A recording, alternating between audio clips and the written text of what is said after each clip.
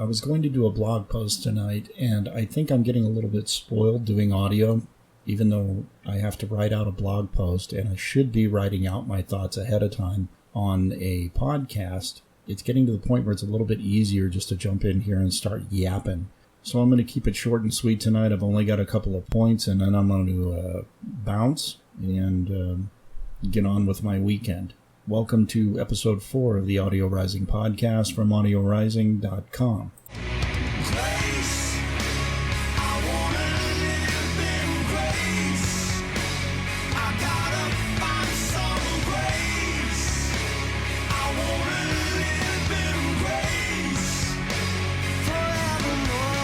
So, 2 points I'm going to bring up this week. Number one is going back to the previous episode and touching base a little bit on something I said for those who are spiritually minded or those who are open-minded enough to explore spiritual aspects. I just want to I don't even know if I'll take the time to unpack the thought, just throw a couple of things out there and tell you why I do stuff like this. And then the other one is the other point is going to be like a quick story from earlier this week that really resonated with me. And it's because I'm willing to step out of my comfort zone and engage that I have been able to engage some very, very interesting and great people in recovery. And it gives me an opportunity to maybe just expand on a thank you and talk to them a little bit more directly and verbally. So, point one. Last week I mentioned that you can't piggyback off of, actually maybe it was a couple weeks ago, you can't piggyback off of someone else's spirituality. Okay, you can't piggyback off of somebody else's faith or something that was taught to you when you were younger that maybe you walked away from. Or I know in the history of my family of origin, there were simple hurts, simple pains, simple aggravations that caused members of my family to walk away from from the faith that they grew up on. And this was part of the Bible Belt, and it was back in the 30s and the 40s, and so that's just what people did. People just went to church. They learned faith. They learned the Bible. They learned how to sing hymns and usually what those hymns meant, and so on. But there are reasons, legitimate reasons, why people walk away from whatever faith they were brought up in. And what I would like to do is encourage everyone within the sound of my voice that whatever has been done in the past is not your doing. Okay, what was done to others, or perhaps what was done to you, is not, in many cases, of your own doing. And if it was your own fault, quote unquote, you have to give yourself a chance to recognize that you were younger than you are now. Sometimes youngsters get into trouble and go in directions that they shouldn't. And so there's a legitimate reason to sit there and go, no, I could never go back to the faith of my upbringing because I did this and I did that, and that's a transgression, and yada, yada, yada. At the same time, a lot of the reasons why we walk away is because of things done to us, not things that we did. And I'm here to tell you, you can walk away from people, but you don't need to walk away from your spiritual side.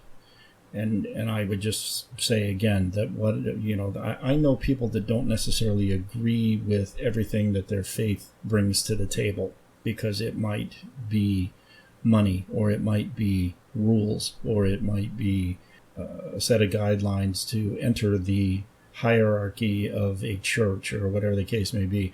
I'm here to tell you that's not what it's about. This is a one-on-one relationship between you and your maker, and anybody who gets in the way of that should be questioned. But first and foremost, you have to recognize that from a spiritual standpoint, no one is going to put their trust into someone that they don't know. Probably catch flack about that at some point, because there are a lot of people who get sucked into things and don't really understand what's going on. There could be a very easy argument made for all of the terrorism that we see in the world right now.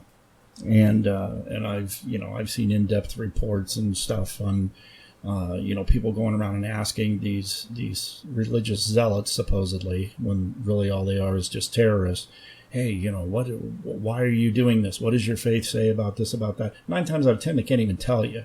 The only thing they're spouting is somebody else's rhetoric, and they just want to belong to someone somewhere. So I don't mean to say that everybody knows why they believe what they believe. There are plenty of people that don't. But if you're willing to explore it, you will find out that there is something out there that belongs to no one but you. And even a personal relationship with God has nothing to do in the beginning with anyone else. It has to do with your relationship with your Creator and His relationship with you. So I would say, again, explore. Don't go off of what you've been told, what you've heard, bits and pieces of.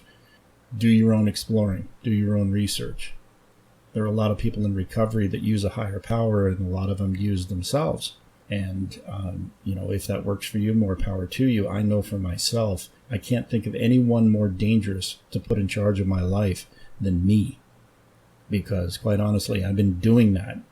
I did that for the first 40 years, and that got me pretty much nowhere. That got me stumbling through life and getting by, but it didn't have anything to do with enjoying my life. So do your own research, do your own background. Don't take anybody else's word for it. Explore it for yourself.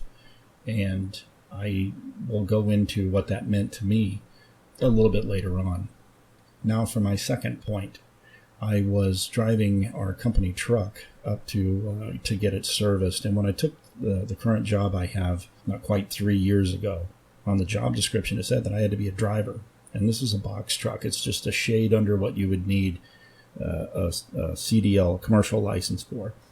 Basically, if a truck's got air brakes, you need a CDL. If it's a little bit smaller than that, you don't. So this thing is, it's basically like driving a large U-Haul around all the time. And we have a full-time driver who does that, but he was off, and I had to drive this thing down there. And when I first got this job, I was scared to death of that truck. I mean, anybody who knows me and anybody who even follows me on Twitter who doesn't know me knows that I suffer from panic disorder. Well, one of the first things to go when you start dealing with panic and anxiety issues is your ability to comfortably and calmly drive. That's one of the first things that goes sideways on you. And I've done fairly well. I don't like freeways, but I can get on surface streets and so forth with this truck. And I was sitting at a red light, and my mind automatically, at this runaway what-if thinking, starts replaying some of those old tapes, is what we call it in recovery. You're replaying some of those old tapes, and my mind just runs away with it, just takes off with these thoughts, and it's just uncontrollable. And the more I try not to think about it, the more I do think about it, and it's horrifying, sometimes irritating at the very least. So I'm sitting at this red light, and this feeling comes over me where I'm sitting there and I go, man, you remember when a red light used to be, I would almost punch through a red light. I never did, but I felt like punching through every red light I ever hit, because when you're in a panic attack, you can't stop moving. And by definition, a red light means you're not going anywhere.